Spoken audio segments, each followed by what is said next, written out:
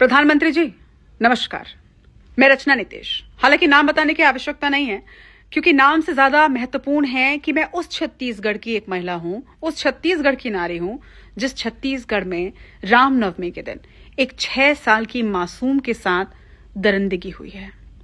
शायद ये खबर आप तक पहुंची होगी, अगर नहीं पहुंची है तो मैं आपको बता देती हूं। एक 6 साल की मासूम बच्ची के साथ जिस घर में वो कन्या भोज करने गई थी, उसी घर में उसके सगे चाचा ने उसके साथ दरिंदगी की।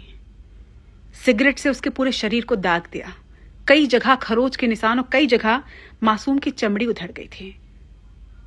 इसके आगे तो शायद बताने से भी रूह कांप जाएगी। उसके प्राइवेट पार्ट में एसिड डाल दिया गया था। अब आप सोच रहे होंगे कि ये खबर मैं आपको क्यों बता रही हूं। एक पत्रकार होने के नाते हम लोग आए दिन रेप की खबरें पढ़ते हैं, लेकिन आज दिल बहुत बेचैन है। 6 साल की मासूम के साथ इतनी दरिंदगी और उसके बाद उसकी हत्या कर दी गई है। उसकी डेड बॉडी गाड़ी की डिक्की से मिली।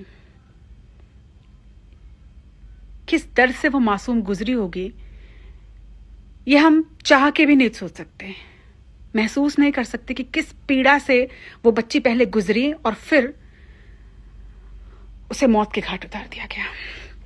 लेकिन आज आपको इस वीडियो के माध्यम से एक बात कहना चाहती हूं।